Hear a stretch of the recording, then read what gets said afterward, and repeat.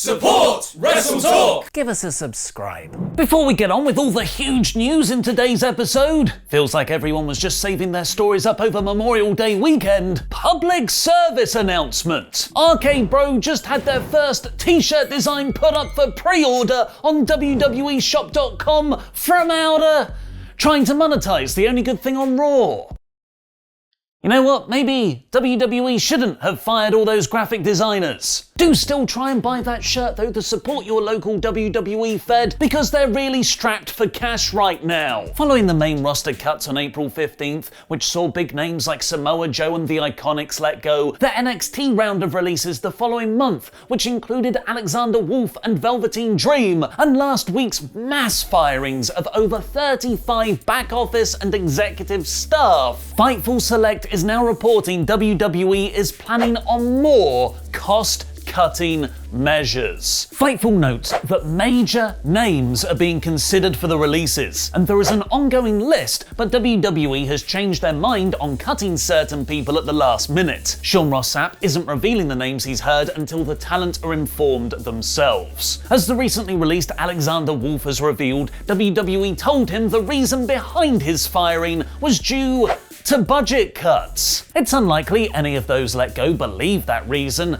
as WWE has just posted its most profitable year ever, helped by billion-dollar deals with Peacock Premium, Fox Sports and the Saudi Arabian government, all while saving significantly on touring and personnel costs due to not running live events. PW Insider have reported WWE are going even further on cost-cutting measures because the pandemic made them realize how bloated their organization is, citing examples like having two separate graphics departments which could be efficiently merged into one. Others, however, speculate this is the sort of behavior the board undertakes before selling the company. It's long been rumored that Fox or Disney could buy WWE to add to their streaming content libraries, but there's always been a stumbling block called Vince McMahon, who will presumably never give anyone else control over his company, even when it's no longer in his control. But one of the more remarkable behind-the-scenes stories in the pandemic could play into this. Nick Khan, no relation to AEW's Tony Khan, joined WWE last August after successfully negotiating the billion-dollar deal of SmackDown moving to Fox. He replaced Vince's former right-hand people George Barrios and Michelle Wilson, who McMahon had gotten rid of earlier that year, and he's already become one of the most powerful people in the company, with him, not Vince, informing staff in a meeting last week about the mass cuts. And now he's just gotten even more powerful. WWE's corporate news site has announced Khan has now been elected to its board of directors. It's very interesting that a man whose superpower is making big money deals has now been given so much influence over WWE's overall strategy and direction. Do you think Vince McMahon is preparing to sell WWE? Let me know in the comments because I'll be replying to people for the first 30 minutes after this video goes live from out of this horrible t-shirt. Amidst all that corporate reshuffling and talent cuts, it appears one release was incorrect. NXT's Kavita Devi was said to be part of last month's firings, but she's now told the Hindustan Times she is still part of the WWE universe, but she's been recovering from an ACL injury and supporting her family back in India where her husband has contracted COVID. It seems as though she's transitioning away from an in-ring role to an ambassador for WWE's long-planned Indian expansion. With the reported major cuts incoming, major cuts title of your WWE pay-per-view, the best advice is to lay low for a while, don't sneeze, or wear a scarf around Vince McMahon, and most definitely, don't piss him off at a Raw taping. PW Insider is reporting that the opening segment of Monday's episode, a terrible Miz TV interview with Charlotte that set up her pointless Beat the Clock challenge with Nikki Cross, because what better way to make everyone in the Raw Women's title picture look strong than by making them lose in the most stupid way possible, overran by 8 to 10 minutes, which in real experience time is 4 days, which forced officials to cut time elsewhere in the show. McMahon was said to be not happy with the timing issues. Thankfully, the time was made up by the very good main event, letting Drew McIntyre and Kofi Kingston go the originally planned 20 minutes. Both men reportedly got a lot of praise backstage, with many people talking up what a war they'd put on, with McIntyre suffering a bruise above his eye from a stiff Kofi superkick. Raw commentator Jimmy Smith, who's definitely always been there, was also said to impress, with WrestleVotes tweeting, "The Raw production people I've spoken to were absolutely thrilled with Jimmy Smith's performance last night. Tremendous and natural fit," were two comments concerning his debut. But even with all that, PW Insider is also reporting Vince McMahon is making the roster start training at the Performance Center again to prepare for WWE's return to live events next month. This will apparently include basic workout drills to make sure their in-ring work is as good as it can possibly be. The training will take place on non-TV days, which one wrestler joked they weren't thrilled about because it's their off day, but they're actually all for it, as everyone just wants to get back in front of live crowds now. Hopefully, it's not just a way for Vince to figure out who else he wants to cut. Another piece of advice actually on that, apart from laying low to avoid firings, is just quit first and go to AEW. Adam Cole to AEW confirmed. Nah, I'm just kidding, that's him with his real-life girlfriend, AEW Women's Champion Britt Baker, because Cole actually returned on last night's episode of NXT. More on that in Tempest's review in a bit. I am, of course, actually talking about Mark Henry. After being announced as the latest WWE legend to jump ship to AEW at Sunday's Double or Nothing, the promotion has now issued a press release with more details on his contract. He'll join AEW as a coach, scout, and mentor within the company, as well as an expert analyst for AEW's new hour-long show on TNT, Rampage, in what was described as a multi-year deal.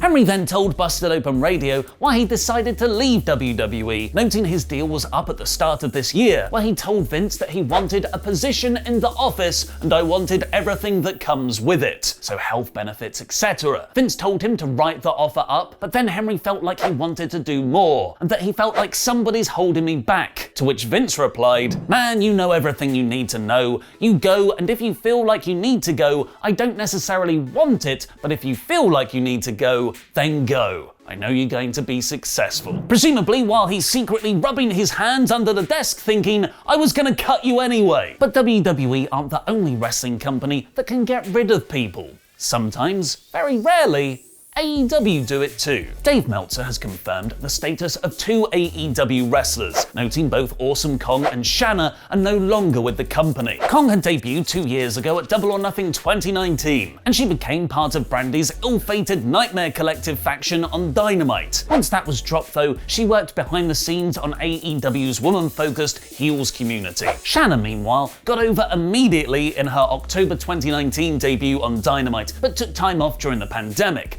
Her last match saw her lose to Layla Hirsch on Elevation in April. AEW reportedly decided not to renew their contracts rather than any kind of firing or release. The reason is currently unknown, unlike the very rare AEW firing that happened over the weekend. AEW's Spanish announcer Willie Urbina was caught making fun of Hikaru Shida's Japanese accent on Friday's episode of Dynamite during a commercial break. While that has no place in today's wrestling, it's an uncharacteristically quick decision for the company that has previously taken its time over other controversies like Sammy Guevara's bad taste Sasha Banks comments and allegations against Jimmy Havoc. Sammy was sent to sensitivity training, while Havoc was suspended to receive counseling for mental health and substance abuse issues and then fired. Urbina has been with the promotion since 2019. Shida has now commented on Urbina's firing. "I didn't want to talk about this before my big day, so let me tell you now. I don't give a what other people say about my race because I love it and I'm proud of it. Because I know which is a fool. I don't even feel anger, so don't need to worry about me. Smiling face emoji. Thank you." But that wasn't the only bad news coming out of Friday's episode of Dynamite, which had been bumped from its usual Wednesday night time slot by the NBA. It drew only 526,000 viewers, which is the lowest number in the show's history, and it doesn't bode well for the next several weeks in the same time slot. AEW is potentially preempting this by recording the next 3 weeks of TV this Friday and Saturday. Hopefully they'll see a post-pay-per-view bump though, where the news is very much positive. Sunday's Double or Nothing appears set to be the company's second best performing show ever, estimated to beat last year's Double or Nothing by 12%. Now over to Tempest and his NXT review in about 5 minutes. Y'all, this mask is so bad, my nose is starting to scar up. Hello and welcome one and all, I am Tempest the Wrestler, here to review this week's NXT. in about 5 minutes. Now this show started off hot with the triple threat match to determine the #1 contender for NXT champion Karrion Kross at NXT TakeOver In Your House. Johnny Gargano, Pete Dunne, and Kyle O'Reilly all kind of took turns in this match hitting offense, with one guy coming in, throwing out another one, and they just kind of rotated around like that. It was a very good match, but the finish left a lot to be desired. See, the men brawled to the outside when Adam Cole made his NXT return. Adam Cole attacked all 3 men in the match and the referee, leading to the match ending in a no contest. I gotta say, for as good a match as this was, the finish was really lame. We've seen guys come back from more than just like a super kick on the outside, and they don't have another referee to come in and help officiate the match? Come on, man. Ember Moon then made her way to the ring as she called out Raquel Gonzalez for attacking Shotzi Blackheart last week when she was attacked from behind by Dakota Kai. Later in the night, Ember Moon called out Dakota Kai and said she would face her in a match next week before challenging Raquel Gonzalez to the NXT Women's Championship match at NXT TakeOver In Your House. Everybody got that? The next match on the show was between LA Knight and Jake Atlas, and if you think I've made that joke before, I have. It's because I've seen this match already just a few weeks ago. This match went a lot longer than I was expecting, and if I'm being honest, it wasn't super engaging. LA Knight's promos have always been his strong suit, but his wrestling is kinda boring, I'm not gonna lie. Jake Atlas's offense did help raise the pace of this match a little bit, but given how he's been portrayed over the last year, it didn't lead me to believe that he was going to win this match, even though he did. That's right, Ted DiBiase came out onto the ramp as he was watching LA Knight's performance when Cameron Grimes came out and distracted LA Knight just by talking to DiBiase, and Jake Atlas hit his cartwheel DDT off the top rope for the win. I'm getting the same kind of vibes out of this rivalry as I got from the Toni Storm-Zoe Stark feud, where everyone involved just keeps losing, and it doesn't make me want to see Cameron Grimes and LA Knight's match at NXT TakeOver at all. Would it be that hard to just have these guys, I don't know, win some matches? Shortly afterward, Adam Cole, despite being kicked out of the building earlier, made his way to the ring and cut a really good promo before he was interrupted by Karrion Kross. Cole continued to cut a really good promo on Kross, saying that everything that NXT gave him made him special, from the fog machine, the music, the girl, when everything that they needed to do to make Adam Cole special was just ring the bell. William Regal came out trying to usher Adam Cole out of the ring when he was cut off by Karrion Kross, saying he wanted to face Adam Cole, Johnny Gargano, Pete Dunne, and Kyle O'Reilly in a fatal 5-way match at NXT TakeOver. This was a pretty good segment, but you know the one problem I had with it? Take a guess how many singles wins Adam Cole has in 2021. Oh yeah, 0? But he's getting an NXT title shot. The way was backstage as Candice LeRae tried to cut a promo when she was distracted by Indy Hartwell listening to her headphones. What was she listening to? Why, 80s power ballads, of course, because she's still not over her stalker. I will never understand this storyline. I don't understand how more people don't have a problem with this storyline. It is the worst storyline in NXT by a considerable margin. Oh, and after the commercial, Dexter Lumis found the headphones and shed one single tear, as if I'm supposed to feel bad for this psychotic stalker character. Back in the ring, we got an NXT Cruiserweight Championship Open Challenge match as Kushida took on Christian Casanova, who has been redubbed Carmelo Hayes. Hayes had a great showing here in his debut. They gave him a nice video package before the match, and he hit a lot of really cool, innovative offense here with a springboard leg drop and a rolling kick, both of which looked very nice. Kushida, of course, was able to end up getting the win with the hoverboard lock, but they shook hands after the match, and I really hope to see more of Carmelo Hayes in the future. The next match saw Candice LeRae and Indy Hartwell take on Zayda Ramir and Zoe Stark, and I was honestly more distracted by the bickering between Wade Barrett and Beth Phoenix on commentary than anything that happened in this match. And that's a shame too, because this match was pretty alright. It wasn't like spectacular or anything, but there was good action throughout, with the Way finally getting the win with the Wicked Stepsister and a springboard elbow drop from Indy Hartwell. Hearing Beth Phoenix try and defend this absolutely unhealthy relationship storyline is completely nauseating to me. But thankfully, we then had the main event, NXT Tag Team Championship match between MSK and Legado del Fantasma. They did a really good job of building up this match over the last several weeks, and they absolutely delivered here.